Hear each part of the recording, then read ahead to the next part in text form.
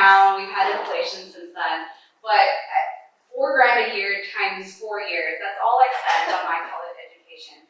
And so when I spent that $50,000, there was so much faith and fear in whether this would work. I really had to hold on to the fact that, yes, I'm educating myself and getting the systems, but it also really pushed me to basically think of life in terms of, I don't have a choice, I have to make this work. I spent all this money, it's gonna work one way or another, and I worked so much harder because I spent all this money. And I would say that was very eye-opening when it came to both mentorship as well as investing in a program that coaches you, because when you invest in a program, you have access to coaches and mentors, but they're actually paid to nurture you and coach you. And so the difference with a lot of mentorship programs, and absolutely nothing wrong with mentorship programs, I highly recommend get as many mentorship programs as possible.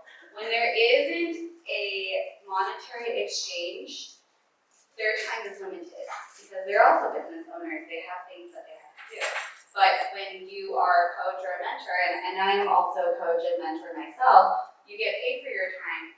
They're fully available for you during those meetings. They're fully available to nurture you. You can ask all the questions you want. You don't have to worry about bothering them.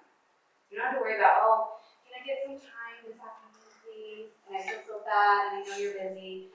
You're paying for their time, and they're happy to give it to you. So I recommend, when you reach a point where you can financially invest in yourself, to try to do some coaching or mentorship programs where you have a monetary exchange, because I do find a lot more value in those types of programs sometimes. So purpose-driven investing. For us, real estate is just a vehicle. It's not a means to an end. My husband and I, we don't buy real estate just to buy real estate and sit on a lot of money. Like, I was a ducking Scrooge, and he would dive into a pile of money.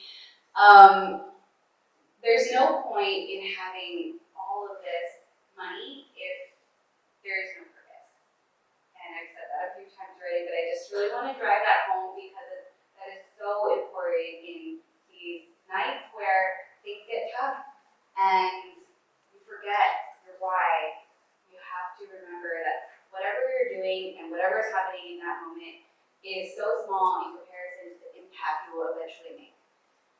So for us, it was time freedom, which is lifestyle freedom. Very motivated by making an impact on mental health. For me, my lifelong goal is to help 100 million people with their mental health. We're going to be doing it through our businesses and in the retreats that we hold. Lotus Rising Retreats is the name of the retreat. But it's, in my opinion, everybody needs it. Everybody has these moments where they just need help and a community, and that's what we're really, really passionate about giving to people. And what has enabled us to do that is real estate. So I left my job, corporate job in 2018, started flipping houses. You can see there, that's our car magnet. We were driving around with a car magnet. It says, we buy houses, we take cash, we close fast. That's our phone number. It was so cheesy and pretty embarrassing. I saw a lot of people taking pictures of our car and laughing, and pointing at us, or it felt like they were laughing. And it was awkward to put myself out there in that way. I never thought I would be a car magnet kind of person. But doing it taught me a couple of things. It definitely made my skin thicker. But also a really good quote that our mentor said is, would you rather be cool and poor or cheesy and rich? And I was like, I want to be cheesy and rich. So that's how that got started with the car magnets. We built a flipping company called Lava Integrity Group, and over the last 5 to 6 years, we built up a portfolio of 100 units across the the nation, a mix of multifamily, Airbnbs, apartments, and syndications. And my husband and I also coach for a coaching company called Ngo University, where we help people create lifestyle passion, lifestyle freedom, and pursue their passions. And what has really been key to our success is making sure that we had a diversified portfolio. So a lot of investors will start out their journey with one or two types of investments, and then eventually they'll evolve into other types of investments. And I would highly encourage you all to do that, whether it's diversifying through markets, like investing in the Midwest and the East Coast, or investing in different types of strategies, Airbnbs and long-term rentals and syndications maybe. And making sure you diversify, because when the market has a downturn, you want to make sure that you're covered in other bases. In case one of those assets doesn't perform, at least you have other ones that are holding you up. My favorite quote of this, maybe the last 3 years: have a why so big that the how doesn't matter. I'm going to read again. Have a why so big that the how doesn't matter. And I love this quote because this is really key to being an entrepreneur and an investor. Is you have a dream, you have somewhere you want to go, and you're going to do what it takes. And that's really key in all your journeys, because it's not easy. It's not always glamorous. And failure is a stepping stone for success. So our first flip was a huge dud. We lost 40 grand, and that was after I paid 50 grand for our coaching program. So we were all in 90 grand with nothing to show. It was during the beginning of the pandemic, and this was the house we were flipping on the left there. And you can see right next to our house, it was a homeless encampment that grew over time while we were flipping this house. When we purchased the house, this was a beautiful park. It had green grass, and it had a basketball court, and there were kids playing there. And then because everything closed during the pandemic, it turned into a homeless encampment. And we had many break-ins throughout the project. I was so anxious. That's also me cleaning one of our properties because our cleaner didn't show up.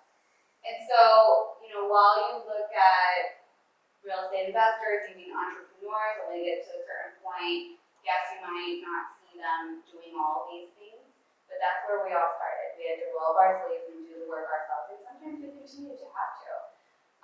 But all of that really made me super resilient on this journey.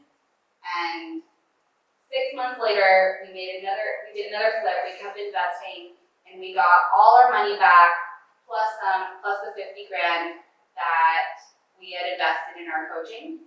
It only took 6 months. It wasn't a long time. So it was about the knowledge. It was about the mindset. Because had I given up when we lost the 40 grand on this property, had I given up when the homeless encampment moved in and we had break-ins, I wouldn't have gotten to that 6-month mark where we made back all of our investment. Gratitude is one of those things that will always shift you into abundance. Sometimes you can just be grateful for fresh air if you can't think of anything. Sometimes when things get really dark and it seems like all things are not going your way, tap into gratitude, because that's what's going to really keep you afloat on this journey. So, talked about Law of Integrity Group. I want to check in on time. How are we doing with time? Okay, cool. I'm not going to talk too much about this. We already talked about our flipping journey, but I do want to show you our real estate investing timeline.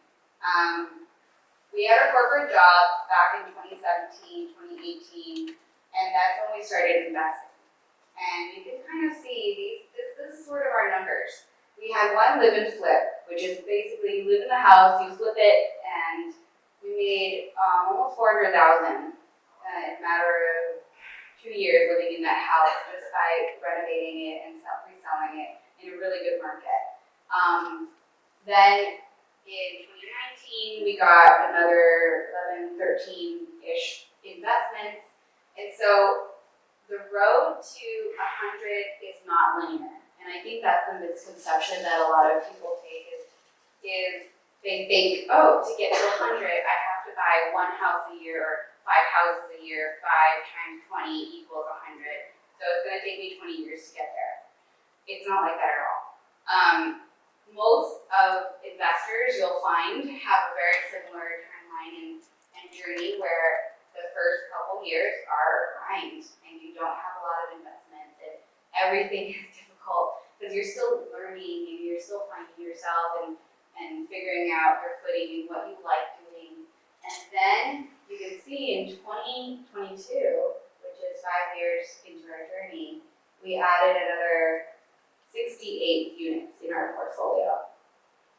So, I mean, that's our road to 100. It was not linear at all. We did all sorts of things. I tried syndications, turnkey investments, multifamily, house hacking, BRRRRs, Airbnbs. One of those things that I love doing that really inspired us to do the wellness retreat endeavor. But you know, it's not going to be a straightforward situation for anybody that goes into investing, and it also takes time. All right, so the framework, some powerful tools that have helped us on our journey. I arrived at the idea of the wellness retreat through this ikigai. How many of you have heard of ikigai? Okay, so a lot of the room has. Ikigai is basically a Japanese philosophy on finding a reason for being or finding your life purpose. And I absolutely love this because if you can find what you fulfill in each one of these circles, you are on the right path to finding your life purpose. And from that point on, whatever businesses you create, whatever money you invest in, the money that you receive will be aligned with something that you love doing. So it's basically an intersection of what you love, what you really enjoy, what the world needs. So what can you do to help impact humanity positively? What can you be paid for? Because let's be real, we all need an income. And what are you good at? What are your skill sets? And be absolutely honest here because we're not good at everything. Nobody is. And so a combination of all these things will help you find your life purpose. I have a QR code at the very end of this presentation if you're interested in downloading this framework in a PDF. Another thing that has been really, really key is life balance. For us, it's a combination of purpose, financial abundance, wellness, creativity, and connection or relationships, family, friends, and adventure. So I do this every single month because I look at my life and I rate myself on where I stand in all these areas. And it's going to be really eye-opening for you to define what you're missing in life, what you're really excelling in, because we all kind of, we strive to achieve to be balanced, but let's be real, we're not always balanced. And especially when things get busy, you have exams coming up, you have family obligations, you have work, all the things, and oftentimes people get really skewed, especially when it comes to working. And school they spend a lot of time on that, and what normally suffers are things like relationships or health. So making sure you assess your life every month, and that you at least are aware of what is balance for you is really key to be building a sustainable life. Miracle Morning Framework, I won't go into this too much for the purpose of time that savers is the acronym, right? Acronym for this method developed by Hal Elrod. Every morning, wake up 1 hour early, do this, and I kid you not, this will be so key in creating a life of success and just having that compass to get all these things out of the way so that even if nothing happens right in your day, you're closer to your goal.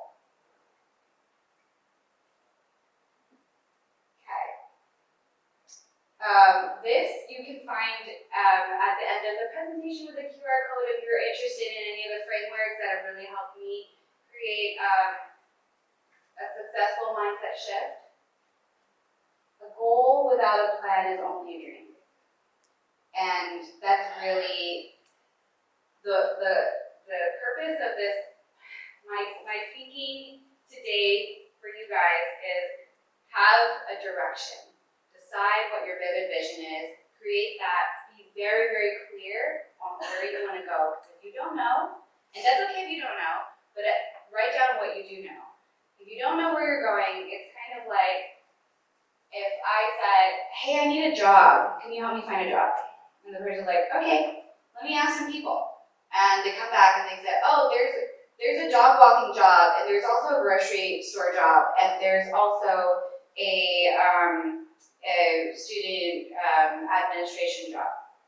And you're like, wait, I am actually skilled at IT, and I have a tech background, and I've been working in the industry for 5 years. Why would you offer me these types of jobs? And it's because you weren't clear, right? You weren't asking the right questions. You weren't clear on the vision of your ask. So it's so important when you define what you want, other people are going to help you get there. For me, that was my vivid vision of creating a wellness retreat. It started with my ikigai, combining all the things that I love doing, is creating magical experiences. From flipping and running Airbnbs, I love hospitality, I love design. Identifying a need in my community, my lifelong goal, helping 100 million people improve their mental health because of what happened to me and my family. And Lotus Rising Retreats was born. So this is our current project. I won't go into it too much, but we are next to Kaneohe Ranch. That's our property that we're developing. It's 2.25 acres of agricultural land. We've got a beautiful space that we are making even more beautiful. And so that's what this property looks like that we're creating for our wellness retreat. Just want to hone in on this is when times get rough, just remember you have survived 100% of your worst situations. That's why we're all here in this room, because we're all survivors. And so that's really the concept, is letting people know that yes, things have happened to them, and yes, maybe they feel broken or there are things that they're not happy with in their life, but you're a survivor. And this is what we're trying to build here is a community of healing, wellness retreat focused on mind, body, soul. But there's definitely going to be a lot of the concepts that I just taught today when it comes to wealth creation, because we all have to have a balanced life, right? And one of those things is definitely for us to have enough income to support ourselves and the people that we love and to do the things that we want to do. And our retreat is going to be really, really fun. We're building programs with healthy, nourishing food. We've got private chefs coming in to cater. We're going to have goat yoga, which a lot of people are excited about, baby goats on property. We're adding an agricultural component, and eventually we will be growing the produce on property to feed our guests. And we're offering outdoor excursions and cultural activities, but most importantly, community. We're building community here. And so, yes, people are going to come to our retreat and have hopefully an amazing experience, but the community support and lifelong friendships is really what we're going for, because I think a lot of people just feel really alone in this journey called life. And they need more support. And they need more people to connect with. So, all that to say, we do have internship opportunities. If anybody is aligned with what we're doing with our businesses, and in terms of real estate, hospitality, wellness, agriculture, and entrepreneurship, I've kind of combined everything into these internship roles. So we are looking for people with marketing and social media experience. If you have previous work experience in the service, hospitality, agriculture, business, that's a bonus. Definitely need transportation because we are adjacent to Kulo Ranch, so you need a way to get to us. And these are the roles that we're hiring for: sales and marketing intern, events coordinator intern, agriculture and estate management intern, as well as project management operations intern. So if anybody is interested, this is how you would stay connected with us. This is our Instagram account. Lotus Rising Retreats is our business. My real estate arm is Lava Integrity Group. If you want to follow me directly, please don't mind. I didn't talk too much about our community involvement, but basically we started with that really big check. If you remember the image in the beginning of us donating $2,500 when we first started the journey, every single year we've doubled. That's our goal. Double our donations every single year. So it went to 5,000. We're right now at 10,000. And next year we're going to be at 20. So every single year we're 2xing our donations to charities that we strongly believe in. Some of these that we support are the ones here. And we continue to look for more. So we really want to be more involved in our community as well, and are looking for other charities locally to support. And last but not least, Lotus Rising. If you are interested in applying, this is our QR code. If there's a link at the very top of this, it's kind of like a feedback form as well if you wanted to provide any feedback. But if you go to the QR code and you click on a link, there's a link for my interview where you can apply for any of our internship positions. And if you're interested in downloading a copy of the framework that I went over in my presentation, the Ikigai, the Savers, the books that have really helped me on my entrepreneurial journey, as well as my journey as a real estate investor, and the ones that were really key in giving me mindset shifts. Download the framework and take a look at that QR code.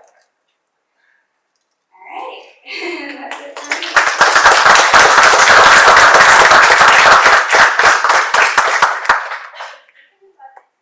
Okay, yeah. From the original coaching you paid for that, I think you said 50. Do you think that was valuable, or could you have found that information elsewhere? I would say it depends where you are in your journey. So for us, because we had already been working 10 years, we had enough income to support an investment like that. For us, it was more about speed and execution. And that 50 grand program gave us all the systems. They set up every LLC trust. They set up our website. They recorded videos, like promo videos for us. It was the whole 9 yards when it comes to starting up a business. They basically handed to us on a platter, and we were able to scale super fast because of that. If you're not ready in your journey to do something like that, though, you don't have a lot of time to invest. A lot of people actually joined the program, and a year or two later, we were trying them. They didn't have any properties. They didn't put in the work. A lot of them were like dentists or lawyers, and they just, they thought by investing in a program like that, they would come out with real estate. You have to put in the work, right? So there are plenty of other programs that are a lot more affordable, based on, where you are in life and how much time you have to invest, that would work well for other people too. I just wanted to make a comment on that. In life, we typically have three currencies: time, money, and knowledge. And whatever one you want, you're going to use the other in this case, we wanted to really fast track our knowledge gain, so we put in the time and money for that. Any other questions? Yeah. What is one book you've read that has like stood out to you throughout your career has been like the most useful for your like ventures and stuff? That's a hard one because I had like 4 books in my presentation. Or one you recommend that could be like the first one you get into? I would say Rich Dad Poor Dad is my ultimate favorite because it is all about the mindset shift. So, you know, there's a lot of people in the real estate industry that don't necessarily agree with Robert Kiyosaki and the things that he says, but the values that he creates in the book, the philosophies stand true. Just about the rat race and kind of how corporate America is structured and how taxes, how like you end up losing almost 50% of your income to taxes when you work a corporate job. There's so much of that people need to learn when it comes to financial literacy. And real estate is one of those vehicles that will help you majorly save on tax savings, especially if you have a corporate job.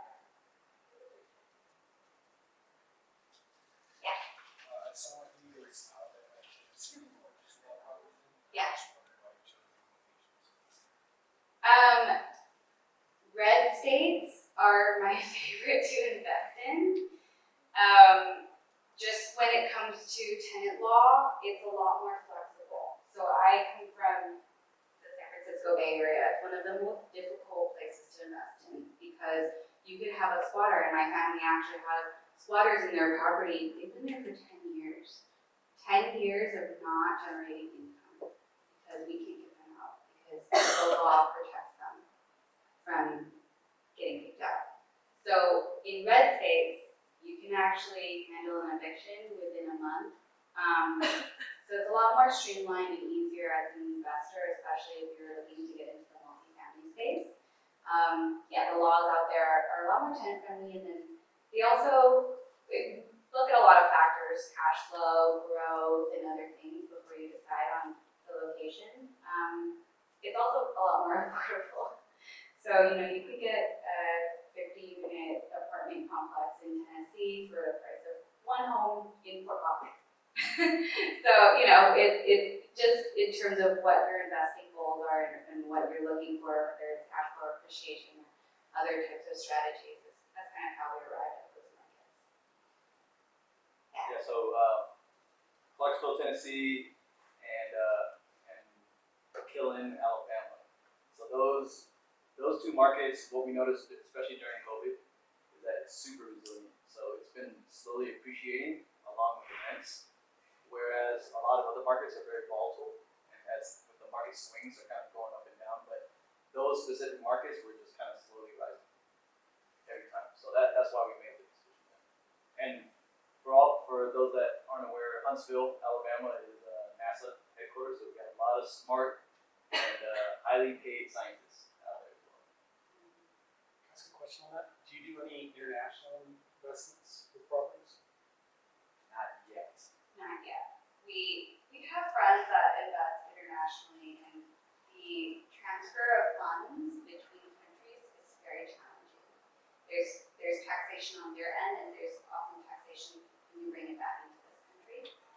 Just things that we haven't embarked on figuring out ourselves, but definitely a lot of opportunity out there. If you got into crypto too, you can transfer funds easily. Yeah, for sure. Any other questions? I have a question about how you guys manage properties in different Yeah, that's a great question. E-Myth for the entrepreneur or E-Myth for the investor is going to give you all the lowdown of creating systems, but it's all about systems. I don't do any management ourselves.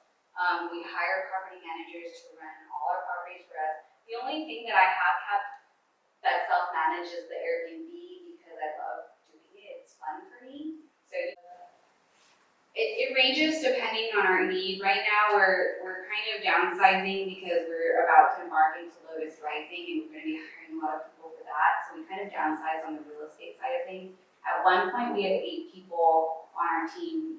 Majority of them were VAs located in the Philippines, Pakistan, Jamaica, lots of different countries around the world, and they were supporting our sales, marketing, finances, everything, and even answering phone calls for us. I would say, as you go along your journey, time is your most valuable asset. So finding ways where people don't depend on calling you for things or meeting with you is really key. Because if every single one of our tenants wanted to meet with me, I would have no time for myself. So making sure you maintain a boundary where none of your tenants or maybe even when you open up a business and you get far along enough that you have kind of structure it with your employees don't have your personal number. You don't want them to be able to reach out to you when they have problems. And that's kind of how you build in management systems so that you hire somebody to take the phone calls. Otherwise, your phone will be blown up all the time. So how did you do the financing part? Like in the beginning you worked for like 10 years, you definitely have some capital, but after you invest like more 100 plus properties, Yeah. how do you do the financing part? That's a great question. Once you have a few properties under your belt, you actually get maxed out individually in terms of mortgages. Mortgage companies will no longer lend to you through the conventional market because they're saying you have too much debt or we can't lend to you anymore. So what happens as you go along your investment journey is you find other creative ways to raise capital. So it's a combination of private money lending and commercial lending and hard money lending that we get access to a lot more capital. I don't have time to go into all those topics, but I would say the lowest hanging fruit is finding people that you want to invest with, like partnerships. And sometimes you can do the heavy lifting of finding a deal, getting the property, rehabbing it, getting it set up, finding the renter, and you find a capital partner that's a passive person that just comes in and invests for you. And that's a great partnership because a lot of people out there have a lot of money, but they don't have time. They don't have time to find a property, to put furniture in there, to find the renter and all things. So just going back to what MD, my husband, shared is, assessing your assets is important. What do you have? Do you have time, money, and knowledge? And really capitalizing on those